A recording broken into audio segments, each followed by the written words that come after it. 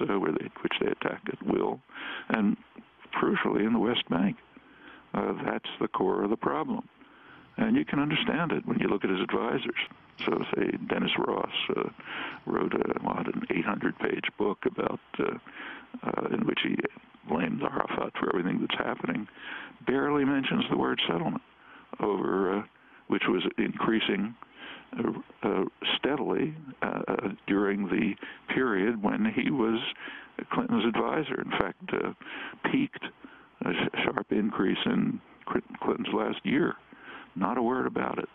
So the thrust of his remarks, Obama's remarks, is that Israel has a right to defend itself by force, even though it has peaceful means to defend itself.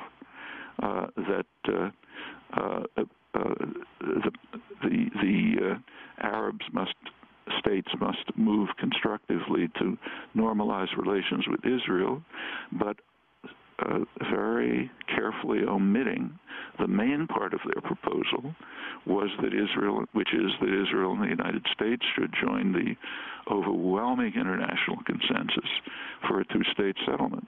That's missing.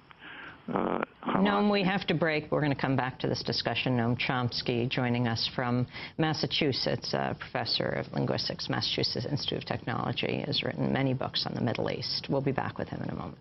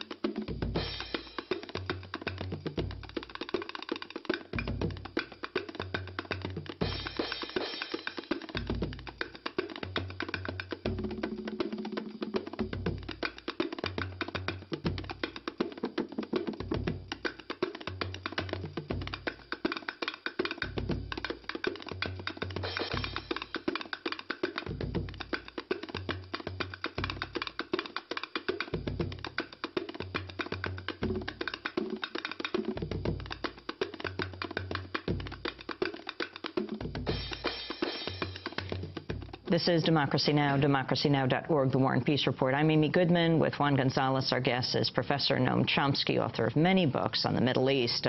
Among his books are Failed States, The Abuse of Power and the Assault on Democracy, also Hegemony or Survival. Juan? Noam Chomsky, I'd like to ask you about the enormous civilian casualties that have shocked the entire world in this last Israeli offensive. The Israelis claim, on the one hand, that it's the unfortunate result of the Hamas hiding among the civilian population. But you've said in a recent analysis that this has been Israeli policy almost from the founding of the state, the attack on civilian populations. Could you explain? They say so. I was just quoting the chief of staff. This is 30 years ago.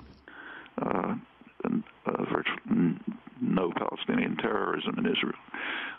Virtually, he said our policy has been to attack civilians, and the reason was explained by villages, towns, and so on, and it was explained by Abba Eban, the distinguished statesman, who said, yes, that's what we've done, and we did it for a good reason.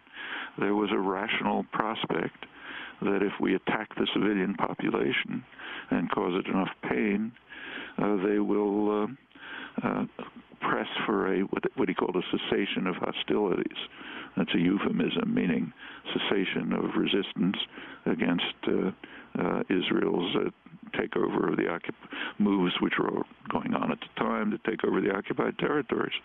So sure, if they will kill enough of them so that they'll press for quiet to permit us to continue what we're doing.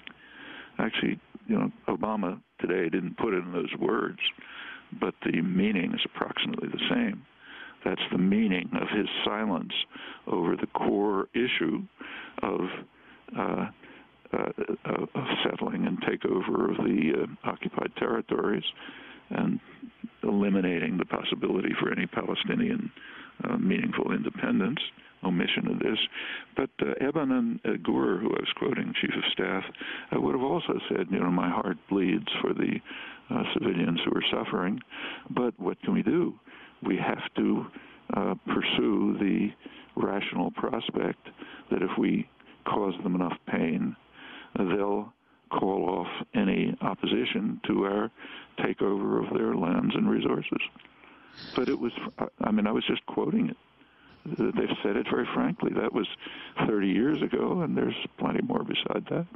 And Obama's call to open up Gaza, to end the blockade of Gaza on the Israelis, do you see that as any kind of a meaningful turn? It would. Those are nice words, and if he did it, that would be fine. But there's any indication that he means it. In fact, this morning on the Israel has already made it clear, stated explicitly, its foreign minister, Tzipi Livni, that they're not going to live up to the ceasefire until Gaza returns to them a captured soldier.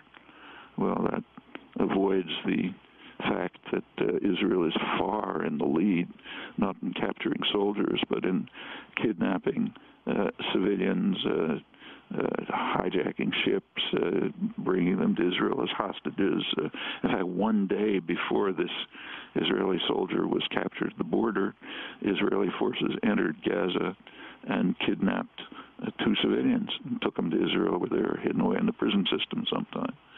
So, and in fact, according to reports I just received from Israel, I can't give you a source, they say that the radio news this morning has been reporting steadily that Amos Gilad, who's the go-between between Israel and Egypt, notified the Egyptians that Israel is not interested in a ceasefire agreement, but rather on an arrangement to stop the missiles and to free Gilad Shalit.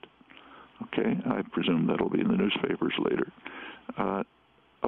So yes, it's nice to say let's open the borders, but not avoiding the conditions that are imposed. In fact, not even mentioning the fact that the borders have been closed for years because the United States has backed Israeli closure of them. And again, his main point, which he started with, Israel, like any democracy, has a right to defend itself. That is true, but deceitful, because it has a right to defend itself, but not by force, especially when there are peaceful options that are completely open, the narrow one being a ceasefire, which the U.S. and Israel would observe for the first time, and the second, and the deeper one, by ending the crimes in the occupied territories. Noam Chomsky, the timing of all of this. Can you talk about Election Day here in the United States, November 4th, what exactly happened there? And then the fact that it went from Election Day to 3 days before the inauguration of Barack Obama, Israel's announcement of a unilateral ceasefire.